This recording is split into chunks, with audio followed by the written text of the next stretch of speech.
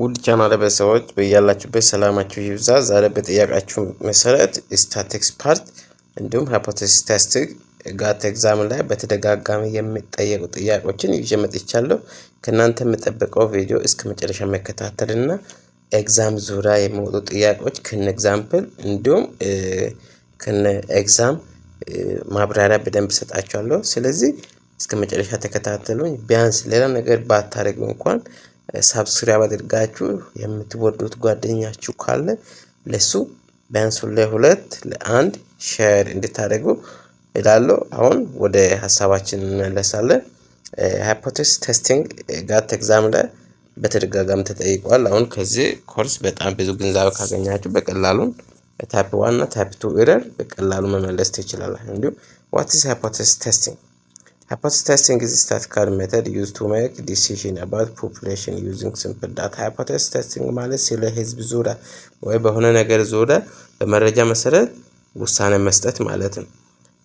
We test claim and decide whether there is enough evidence to support it. ስለዚህ አንድ ነገር ግምት ዙሪያ መመርመር ማለት ነው። በቀላሉ ሃይፖቴሲስ ቴስቲንግ ማለት አንድን ግምት እውነት ነው ወይ ውሸት ነው የሚለውን ለመቀበል መመርመርን በምክንያታዊ በሆነ መንገድ መመርመር ማለት ነው። ስለዚህ ታይፕስ ኦፍ ሃይፖቴሲስ ቴስቲንግ ታይፖች ሁለት አሉ።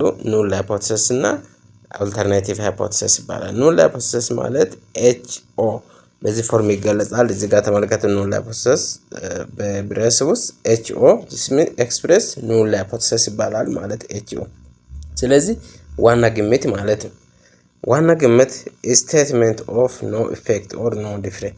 ስለዚህ ዋና ኢፌክት ላይ ለምሳሌ አንድ ሪሰርቸር ክላስ ውስጥ ያለው የተማሪ ውጤት አማካይ 50 ነው ካለ እኛ ደግሞ ያ ነገር እውነት አይደለም ከ50 ይበልጣል ወይ ከ50 በላይ ነው ከ50 ይበልጣል ብለን ዲፈረንሱ አለ ብለን ከተነሳ እዚህ ጋር ኖ ዲፈረንስ መጀመሪያ ላይ ኑል ሃይፖቴሲስ ላይ ዋና ግምት ላይ ስቴትመንት ዙሪያ ምንም ልዩነት የለም ምንም ውጤት እንትን የለም ብሏል።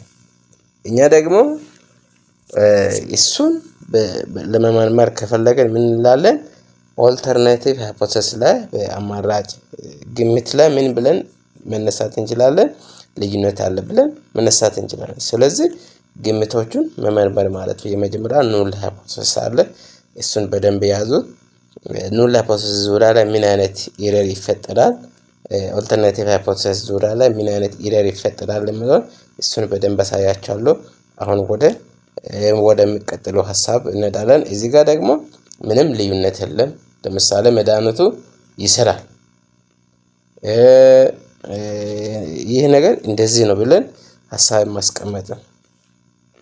እዚህ ጋር ኤግዛምፕል 1 ላይ ያሉ ሐሳቦችን ስለ ኑል ሃይፖቴሲስ ኤግዛምፕሎችን ኤች ኖት ኤክስፕሬስ ኑል ሃይፖቴሲስን ኤክስፕሬስ ያደርጋል ብያቸዋለሁ። ኤች ኖት ስለዚህ ዋናው ግምት ለምሳሌ ሚን ስኮር ኢዝ 50 ነው ካለ ዋናው ግምት ኑል ሃይፖቴሲስ ላይ እንደዚህ ካለ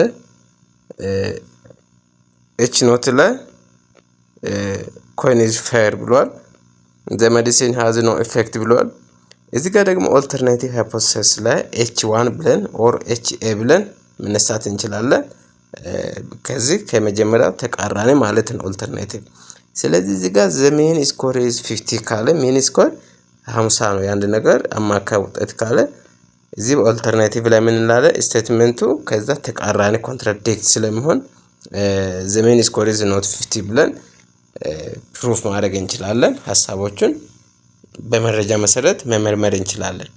የአማካይ ውጤት 50 አይደለም ብለን መነሳት እንችላለን ኤች1 ላይ።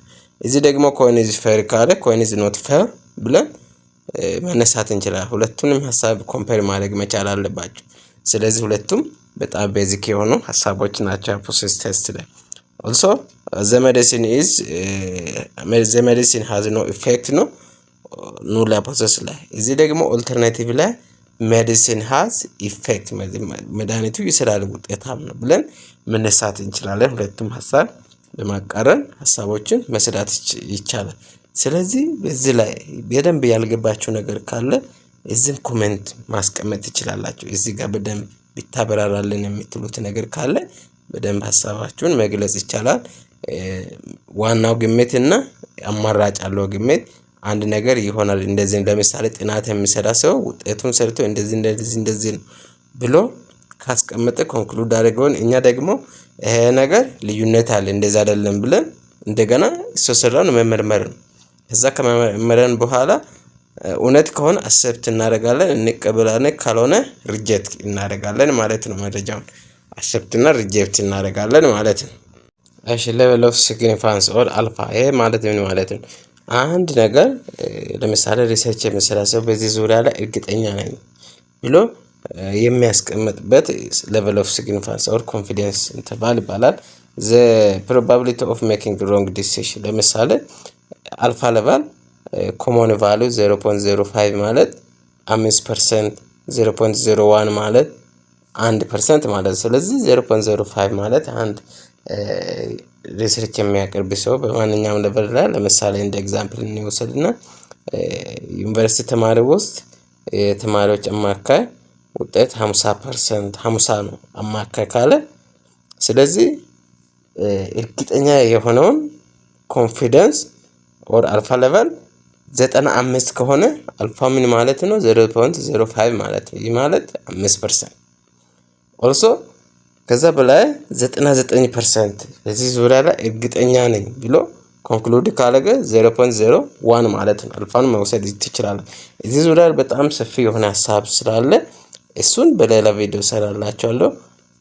አልፋ 0.05 ማለት 95% ማለት we accept 5% risk or rejecting at true h not ማለት ነው። እዚህ ዙሪያ ላይ በደንብ ሀሳቡን ግልጽ አድርጌ ካልኩሌሽንም አለ በሌላ ቪዲዮ ከፈለጋችሁ ስላላችኋለሁ። ስለዚህ ቴስት ታስክ ፎርስ እነዛ መረጃዎችን እንዴት አድርገን ቴስት እናደርጋለን፣ እንዴት አድርገን መመርመር እንችላለን?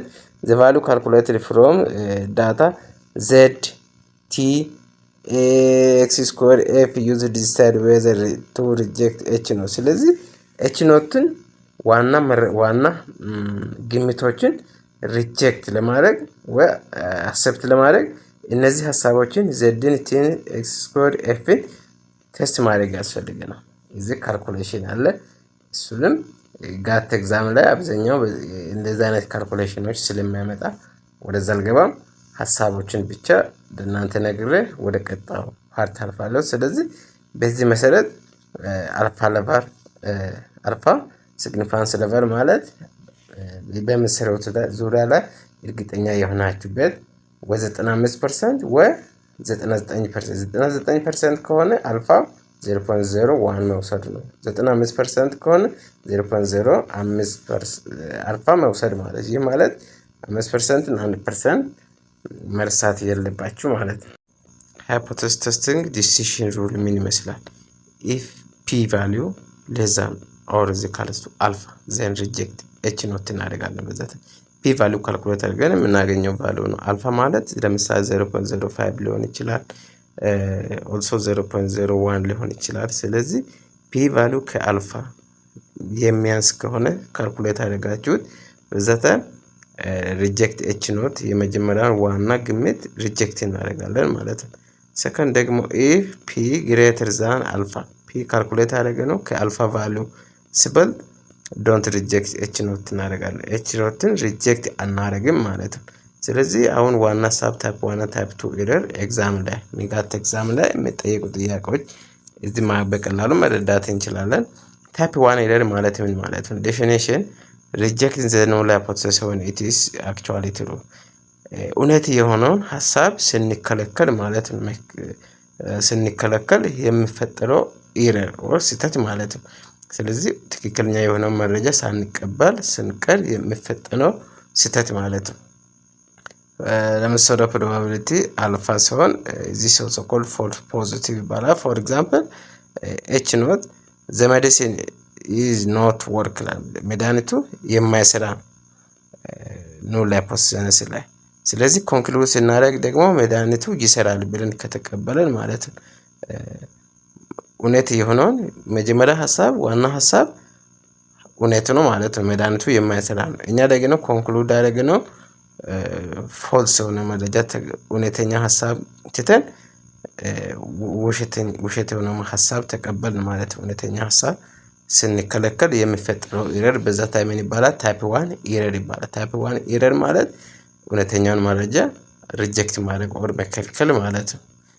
እዚህ ደግሞ ሃይፖቴሲስ ቴስቲንግ ላይ ታይፕ 2 ኤረር እንዴት ይፈጠራል ከተባለ ፌሊንግ ቱ ሪጀክት ዘ ኑል ሃይፖቴሲስ ዋን ኢዝ አክቹዋሊ ፎልስ። ስለዚህ ውሸት የሆነውን መረጃ ስንቀበል የሚፈጠረው ኤረር ታይፕ 2 ይባላል ማለት ነው። አክቹዋሊ ዚስ ኢዝ ፕሮባብሊ ቤታ ይባላል። የመጀመሪያው ታይፕ 1 ኤረር በአልፋ መግለጽ ይቻላል። ዚስ ኢዝ ኦልሶ ኮልድ ፎልስ ኔጌቲቭ። የመጀመሪያው ታይፕ 1 ኤረር ፎልስ ፖዚቲቭ ነው። ይሄ ደግሞ ፎልስ ኔጌቲቭ። እዚህ ጋር ኤግዛምፕል ስናይ ዘ ሜዲሲን ዳዝ ኖት ወርክ። ሜን ዋናው ግምቱ መድኃኒቱ የማይሰራ ነው ዋናው ግምት። እዚህ ጋር ደግሞ ኮንክሉድ ያደረገ ነው ኦልተርናቲቭ ዘ ሜዲሲን ዳዝ ኖት ወርክ በት ኢን ሪሊ ኢት ዳዝ ወርክ።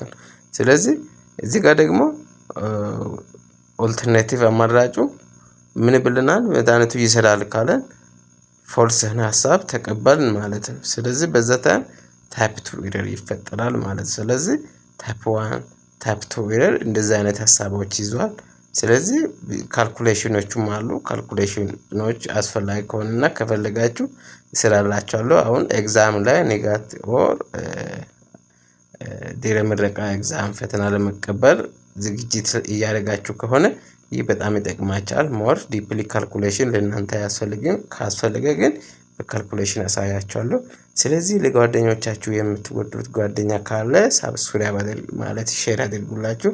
ሁሉ ቤተሰብ ለመሆን እና ጠቃሚ መረጃዎችን ለማግኘት እናንተም ሳብስክራይብ አድርጋችሁ ቤተሰብ ሁኑ እላለሁ። ስለተከታተላችሁኝ እጅግ አመሰግናለሁ። በዚህ ዙሪያ ላይ ኤግዛሞችን አዘጋጅቼ እና ከዚህ በፊት ሌሎች የተፈተኑትን መረጃ ለእናንተ አቀርባለሁ። ስለተከታተላችሁን አመሰግናለሁ። ቴንክ ፎር ዋቺንግ